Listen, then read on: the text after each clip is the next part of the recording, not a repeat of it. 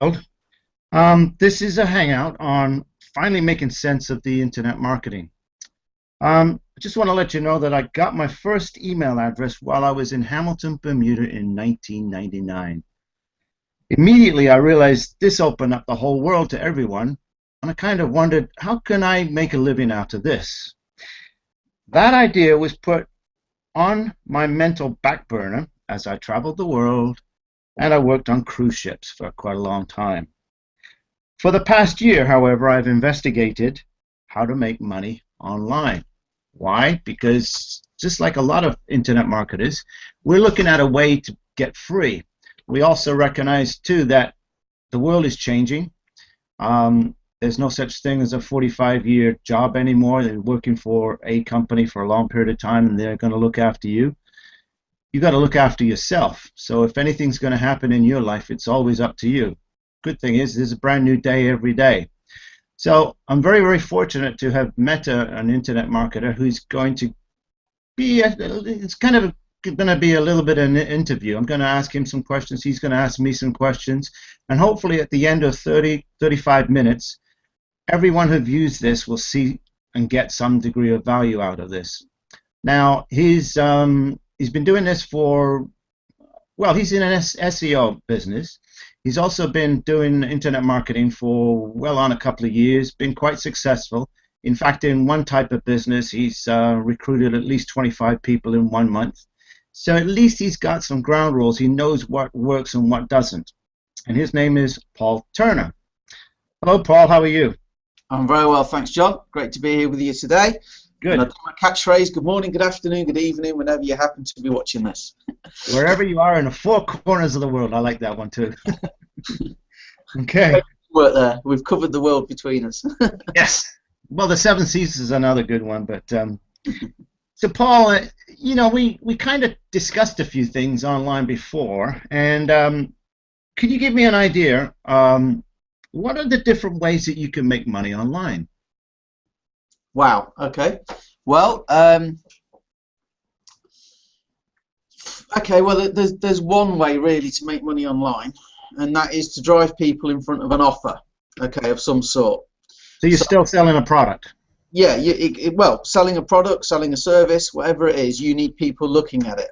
How you get people to go and look at it is where the internet comes into its own, because you could blog and hopefully get traffic to that. You can do search engine optimization, SEO, which is what I do for my day job. You know, I have my own SEO business. You can just talk to people on Facebook and social media. You can write press releases. You can do banner ads. You can do solo ads. You can do email marketing. You can use Pinterest. You can do social media marketing. You can do Facebook ads. You know, there's various ways you can do it. But I think what people lose sight of is they get so overwhelmed with all the different things you can do that fundamentally what you're doing is saying, hey, I sell these pens. Would you like a pen? And if you can get enough people to look at your pens, somebody's going to buy it. So it makes sense to be in a good market. It makes sense to have a great product, etc., etc. But at the end of the day, you said, you know, there are a lot of ways you can make money online. Well, there are, but fundamentally they all come down to that. And that's, if you keep that in your head, if I can give you a compelling reason to buy my pen, then I just need to get enough of people like you in front of my offer. Okay. Make sense? Yeah, absolutely. So this is, in essence, another way to like get your message out to people. It's interesting is that when I was in sales a long time ago, it was you had to be direct face-to-face with somebody, and you always ended up asking them to buy something. Well, that made sense, and because a lot of people say, well, nothing happens until something is sold. And then when I was in marketing, people said, well, there's 25 different ways to market a product. Well, now we've got so many more. What is something that, well, is very easy for somebody to get into, doesn't cost a lot, and, well, let me throw that out to you to start with. Again, there's numerous things you can do. You can do affiliate marketing, where you can go and take a product that somebody else has created, and if you sell it for them, they'll give you a commission. So that's a very low cost way of getting started. So You can trawl through and find a product, say on losing weight. Then you can go and you can find people in, say, Facebook groups that are into diets, and hopefully you've got a good product with people that are interested in it. Somewhere in the middle, hopefully some people will join. That's one thing you can do that's low cost and effective, but it takes work. And I think the allure of the internet is great in that sense, because it can actually put you in front of the right people. I speak to people in Australia, in India, in New Zealand, in Canada, in America, from my little office here in the UK, and I think that's fantastic. So the internet is great for allowing me to reach out to all those people. But I think the real goal of internet marketing is to be on the beach whilst sales are rolling in. So I don't have to find the product and go and post it out to interested people. And so I prefer to look at things that are kind of like recurring income deals, where you do the work once, you put the ad out once, somebody joins it once, but you get paid for a long time. And again, if you have the right compelling offer, that's the sort of deal I look to. So that when you say, you know, what are good things to get started cheaply, those kind of deals tend to be more network marketing based, but they've now integrated so much into online marketing that there's some really good opportunities around there at the minute, and that's what I favour to look at the minute. That's interesting, Paul, in that you reminded me of when I was traveling all over the United States and Canada, and I'd go into a big state fair like the one in Dallas, Texas, and I'd sell my product for 23 some odd days. The nice thing is people would keep coming back and say, I want some of that, because I bought it last year and the year before. So that's what the old-fashioned form of recurring income was. Now, this form of income that we're talking about, recurring income, is something where you don't actually have to set up a stall and be there. It just happens regularly. Is that correct? Absolutely. I mean, my experience is this. I mean, I do SEO. It's quite complicated. Okay. In fact, I've just got a course, $1,000, believe it or not, for a course for me to stay ahead of my game. So what happens is people come in and they look at internet marketing and they don't realise there's a big learning curve. Okay. So what I advise people to do is, look, you know, you don't have to set a stall up. There are plenty of products out there that are already created that you can just go and take. And I think a lot of people, where they go wrong is they try and learn everything. And it's like, I've got to set a website up, I've got to learn marketing funnels, I've got to learn one-time offers, I've got to learn referral keys, I've got to learn how to use the Amazon API and get my products in Amazon. You don't need to know any of that. Choose something. I tell you what, it reminds me of a guy called Brad Sugars. He's an Australian entrepreneur, multi-millionaire, really down-to-earth guy. And I went to see him speak, and he says, you know those guys on Dragon's Den? And if you're in Australia, it's Shark Tank, you know, Dragon's Dens all over the world, where these millionaires invest in other people's products, like generally new inventions. Who here watches Dragon's Den? And of course, it's like a business audience. And he goes, yeah. Those people are idiots. Those people are idiots. And we're like, what do you mean? What do you mean? And he says, don't invest in something that's new and unproven and untested. Sell shoes. Just do it better than the next guy. Everybody needs shoes, and they normally buy two. So he sort of really makes you think, and he's right. You pick a product that's already there. They generally have a system to follow, and that's what I recommend people do. Just, you know, commit to it. Get the system. Commit to the system they teach you to sell that particular product. No setting up your own store required. Yeah, simple stuff. And remember, again, like I said earlier, there's so many ways you can get people to go and look at something, but the ultimate bit in the middle is a relationship. Maybe I've never met you, John, but this pen here is so compelling that you're interested and you want to buy it. There's some kind of relationship there. The easiest way to get the relationship is to do what we're doing now. Be on video, talk to somebody, you know.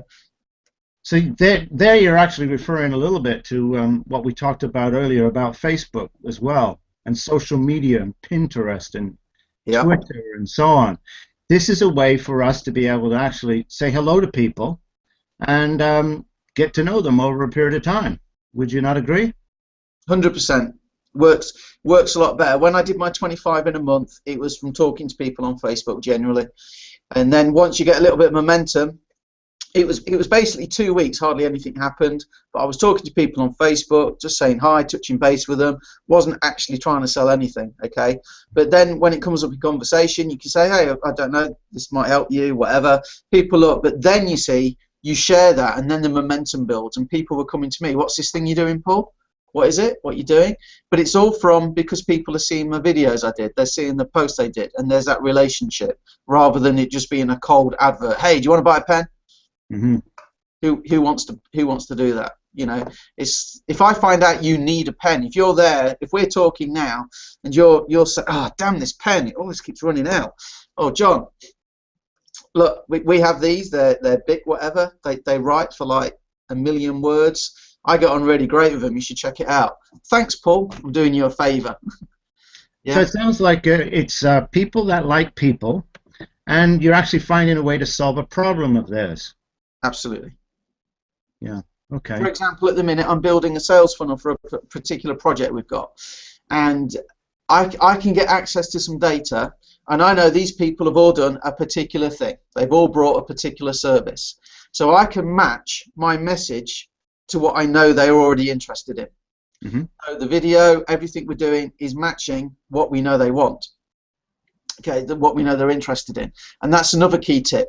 If I know you're into travel, I'm not going to sell you a stay-at-home for your holiday type deal, am I? Because you love traveling. You're going to be interested in travel discounts. You're going to be interested in, you know, luxury condos and resorts and things like that. So if I've got a particular audience that are all into travel, I choose a product that is relevant to them. This particular product is financial. It's a financial services thing. So I'm looking at tailoring my message to suit the financial service division of it. And that is, you know, this is where the rubber hits the road now. You're starting to find people that have an interest and put in a targeted offer or portraying your deal in such a way that is relevant to them. These pens, they don't get affected by air pressure when you're flying, so they're great for travellers. Yeah. Oh, these pens, the banks always want black ink when you sign legal documents. This is black ink. You know, and it guarantees to work first time every time. So when you sign in your financial papers, you know, you find a way of making your offer relevant to your target audience. Okay.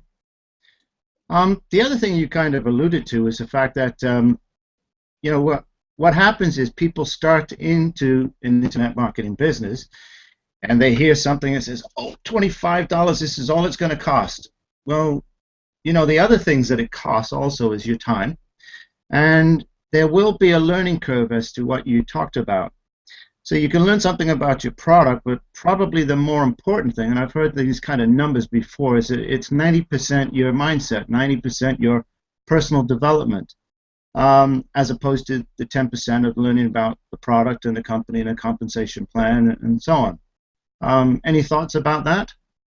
I don't particularly agree with this phrase, but there's a phrase that says that ignorance on fire is better than knowledge on ice. Okay. And plenty of examples of that. I used to work for a mobile phone company, and when we sold a phone, we had to sell the handset insurance with it, and we would sell about 7, 8 out of 10. And we had a new person start, and I can't remember her name, so I apologise to her, but let's say her name was Rachel. And we used to have regular meetings for the stores, you know, a group of stores would get together. One day the area manager, he had the meeting and he said, listen, I've just got to give a shout out to Rachel. She's been with us 5 weeks now, and she has sold, on every single phone she has sold the handset insurance 100% of the time. Rachel, come out the front here. Everybody give her a hand, and we all give her a hand. Rachel, what is your secret? And she just kind of looks, sorry? Tell everybody, Rachel, what's your secret to getting 100% insurance all the time? And she's like, I thought I had to have it. I thought it was compulsory. No, it's an option. But we want you to sell it all the time, and you're doing it. How are you doing it? What are you saying? Well, I just thought they had to have it. I just told them they have to have it. You can't say that. You can't. But I thought it was compulsory. So her belief was that everybody had to have it, and that's what happened. Customers could say no. They had to sign the form twice, you know, once for the phone, one for the insurance, but because she thought everybody had to have it, she did it. Now that is a great case where ignorance on fire achieves the end result, and that's great. So I totally believe that your mindset is what makes you take the right actions. And I often will give people a phrase or something that has worked for me. And I'll give people a phrase, and they'll come back to me and they say, well, yeah, I was speaking to this guy and I said that phrase, and he came back and he said, oh, I don't like that, so it's rubbish, it doesn't work. Well, they base their whole life on that one thing. I call it want size. It's like looking through want size. Once I tried it, once I did this and it didn't work. And then they give up. And it's not going to work all the time. You want it to work 5% of the time would be great. Yeah, 10% of the time is great. You know, if you want to recruit one person, you're probably going to have to speak to 15 people, 10 to 15 people. If you're doing it in like a network marketing, the way I was doing it, you know, I got as high as 45% conversion rate with what I was doing from talking to people. But that's from talking to people several times. And that is the mindset, the belief that if I keep talking to enough people, I'm going to make the sales. And sure enough, that's what happened. So many people that got in with me and were using exactly the same system I was just gave up after the first couple of days because they didn't make a sale in the first 2 days. And it's the mindset. Be married to the process, divorced from the outcome is a great attitude in this online business. Whether you're blogging, whether you're doing SEO, whether you're doing press releases, whether you're using social media, talking to people, married to the process, divorced from the outcome. They all work. They do all work. Because what I always say as well is, look, if you can look at people in your company or in your industry and they are making money and you're not, it's not them, it's not the industry, it's not the business, it's you. Because if other people are doing it, if you were taking exactly the same actions as they were taking, then you would have some success. Maybe not exactly the same, but you would have some success. And I can't tell you the amount of times, John, I see people that come in and say, yeah, I'll do whatever, I'll do whatever. And then they don't do it. And then they say, well, that business obviously is a load of rubbish. And it's not, it's always down to yourself. And there's a saying in the network marketing industry from my mentor, a guy called Darren Little, who says that actually this business is the self-development business in disguise. It's disguised as network marketing or online business. Paul, you've brought up a couple of really good points, and I just wondered if we can touch on one. And I know that you've probably got right by your desk somewhere. There's a sheet on that this one guy wrote out. He said he spoke to 1,200 people, and he got I don't know, maybe 30% of them. It was Bill Britt. It was Bill Britt. He's a multimillionaire in Amway. Do you have those numbers by any chance? I don't have it written down, but I know them off the top of my head because I use it in a lot of my trainings. Great. Okay, he spoke to 1,200 people. Yes. 900 of them said no. Out of the 300, sorry, he had left, only 80 of them did anything at all. And out of the 80, 11 made him a millionaire. So that's where that phrase, be married to the process and divorced from the result or the outcome. Yeah, because if you take a pack of cards, 52 cards, and you're looking for the aces, you know there are 4 aces in there. You know. Now, they could be the last 4 cards in the deck. So if you say, I'm going to find these 4 aces, turn over the first card, no. Turn over the second card, no. Turn over the third card, no. And this is what happens. People get there and they go, there aren't any aces in here. But you know there are. And everybody would keep going because they know for a fact there's 4 aces. When it comes to this business, I tell you for a fact there's money to be made. Yeah. I've made it. I've made it. I can put you in touch with enough people that have made money online. Okay, I do it for my clients through SEO. Yeah, I can tell you the money is there to be made. But what I see all the time, no, this is never going to work. So if we can go along with what you've already been mentioned or said, is that if we work for another company, and let's say they are the ABC Cruise Line, and you needed to take a half an hour to drive into work, and you started work at 9 o'clock in the morning, and you finished at 5 o'clock, 5:30 in the evening, and then drove home, so then you'd be home for 6 o'clock. So you're essentially putting that chunk of period of time, and you're handing that over to that company. Yeah. Now, believe it or not, I'm going to use a really bad word, and I almost feel like when we do that, we become a slave to that company. I was just going to say it used to be called slavery, John, but they justify it with a paycheck. But this is what happens: is that you start work at 9, you go till 5:30, and no matter what happens during that day, you are married to actually working to that company. So maybe they're saying, well, John, we want you to be on the phones, listening for calls, and whenever the calls come in, pick up the phone and try to sell them a cruise. And you know, the funny thing is that it's not a matter of, well, after an hour, well, nobody calls in, so you get up and go home. But that's essentially what happens with a lot of people in network marketing, or when they're free to do these things all by themselves. So if we just put in from 9 o'clock until 5:30, and we married all that time, and we gave it to ourselves, and we actually did the things that people like yourself have been teaching me, and that I'm going to be happy to impart to other people, we just do the steps. They can't do anything but succeed. Let me give you a thoughts on that, Paul? Yeah, let me give you a couple of things on that. First of all, if you can't make it part-time in this business, you won't make it full-time. You'll just go broke quicker, okay? Because it's about focus and taking the right action. So if you get home at 6 in that example you gave, you ought to generally be able to put a couple of hours in a day maybe into achieving your freedom. You learn in that 2 hours what you do.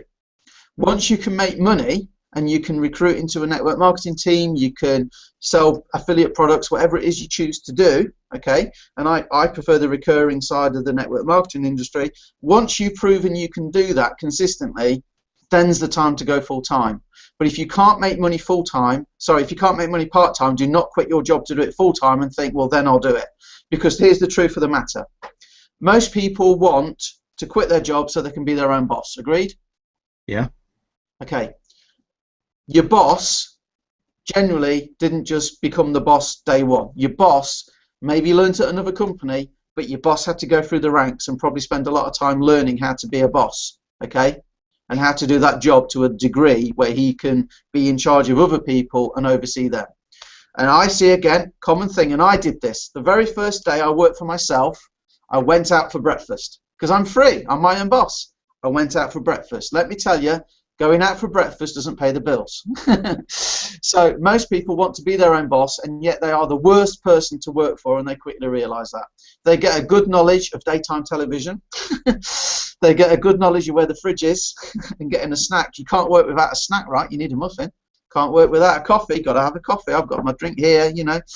And that happens a lot. You have to be very disciplined, and the acid test is if you can't make money part-time, I guarantee you won't make money full-time. You've got to crack it that you can take the right actions part-time first. Okay, fair enough. I'm also, I've heard it said before, is that people should not learn from people who have not already proven to be an expert in that field. And it's an interesting thing is you've mentioned to me, John, you need to start getting your word out, start doing videos, and you know, becoming a little bit more of an expert than what I am already in this field. Yeah. What I tend to do is I question myself about whether or not I knew enough. And the funny thing is, one thing I am, like every single other person in the world, we're all an expert on our own life and our own story. And the funny thing is that there are millions and millions, in fact billions of people out there who want to hear about our story and how it can benefit them.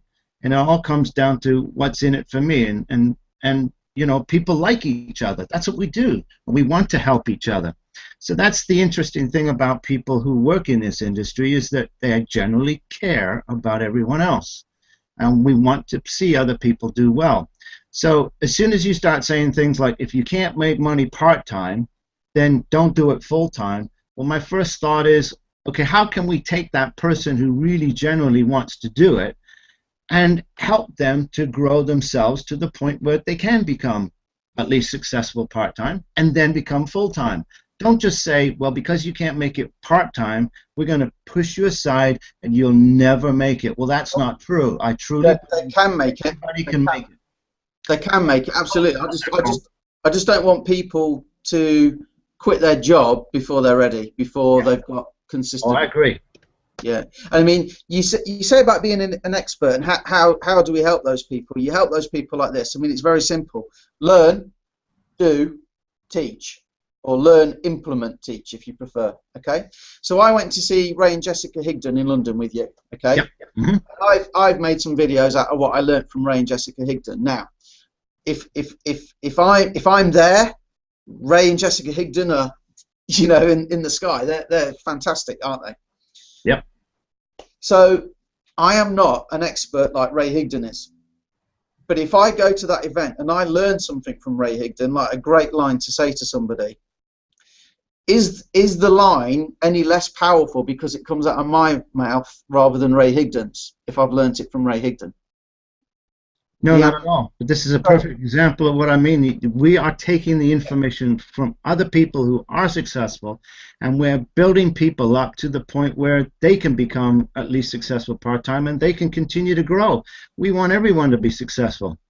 So the process is you go and you get a Ray Higdon course, or you learn something from his Facebook page, or you get something from Darren Little or whoever it is, yeah? And you get something from them and you learn something.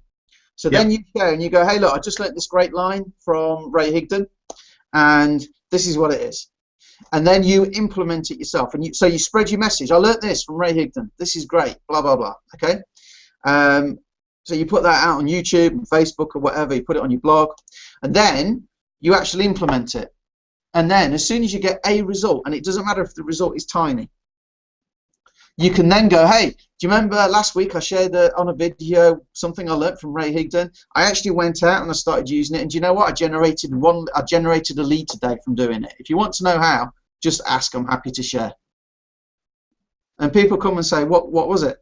Well, I learnt this line from Ray, and it said, you know, it said, are you open to a side project if it didn't interfere with what you're currently doing? And the key word there is open, not interested. Are you open? And I learned that, and I actually said it, and I went out and said it to 10 people, and I got one lead. I got one lead from it. You know, brilliant, fantastic stuff. Oh, awesome. You know, okay. And then you learnt it from Ray, you implement it, and then you're sharing your results and you're teaching it again. Good. Okay. Implement, do. Just teach, rather. So the big thing is we want to be able to help everyone who generally wants to do something and change their life, to be able to help them to get that. I'm also noticing too that we could talk for a long time about this, and we can impart this kind of information to whoever wants to hear about it. I'm going to continue to do more videos along these lines, and from time to time I'm going to have the good fortune to be able to talk to people like yourself to be able to help me with this. But one thing I did want to ask you before we end this this hangout is, could you tell me, why do people fail in this business, and in a nutshell, why do you think people are actually successful? You want me to keep it brief or talk for an hour? The brief version, Paul, because an hour one is going to be another video. Okay, ego. Ego. Ego is the reason people fail. And what do I mean by that? I don't mean that they've got a big ego like they're swanning around like a diva. You remember I said earlier, people want to be their own boss. Yep. So they don't have to be told what to do. It's very unfortunate that in this industry you have to be a great apprentice before you can be a great boss. So you come in to a program, and I'll give you a perfect example. The line I've just told you, okay? I learnt this great line from Ray Higdon. Brilliant. I've used it and it's worked for me. Brilliant. Do you want the line? Yeah, of course I want the line. The line is, are you open? And they're getting the pen and they're going, yeah. Are you open? Yeah. To a side project? Yeah, got that. If it didn't interfere with what you're currently doing. If it didn't interfere, fantastic, Paul. And then I say, listen, the important word there is open, because people are interested, but who doesn't want to be open? Oh, I'm glad you said that, because I wrote down interested. People always think they can do it better themselves. And classic case is the non-MLM thing, ProVantage, that we're both doing at the minute. I've got some guys on my team for that, and they give us a script. It's not MLM, it's a regulated industry, great business, but there's a script. I have one guy who's completely rewritten it. He's not made a single sale, but he thinks he can do it better than the company one. And that's what I mean about ego. We think we can do it better. Don't think you can do it better. Follow the rules first, because it's proven. These companies, all of them, they want you to make money. In fact, in network marketing, they really want you to make money, because that's how they make money. Okay, so they really, really care about your success. So when they give you a system, it's because it's been used, it's been tested, they know it works. If you can do it better, that's great, and I'll be the first one to shake your hand and congratulate you on your success. After you've done it the company way and you've made some money, because to be honest with you, doing it your own way, I very rarely see it works. So that's the reason people fail. The reason people succeed is because they're consistent. And I'll come back to like Ray and Jessica Higdon, because this is a common story that I see a lot. First of all, you can't do it. You come into the industry and it doesn't work. But you keep going, and eventually it's like a light bulb goes, and that's when I did my 25 in a month. All of a sudden it's just like, yeah, I just get it. It's just all the practice, it just works. It's like learning to play guitar, learning to drive. It's like anything else, okay? It's like a band. You know, the Beatles practiced for years before they were the Beatles and famous. They used to play all over Europe. In like anywhere they could play, they used to play. But that is what made them tight and made them good musicians and good songwriters. Yeah, lots and lots of practice. So you can't recruit. Then all of a sudden you can recruit and make sales, but you don't get the duplication in your team. But you keep going, and then all of a sudden, bang, it works. So it's that being married to the process, divorced from the outcome once again. I think that sounds like a great line for us to end on. Okay, John. Remember to be married to the process and divorced from the outcome. So this is John Young with the good fortune to be able to talk to Paul Turner. And we'll see you again next time. Yeah, we'll see you on the next one. Let's do another one, John. It's been fun. Okay, thank you. Cheers. Bye. Bye.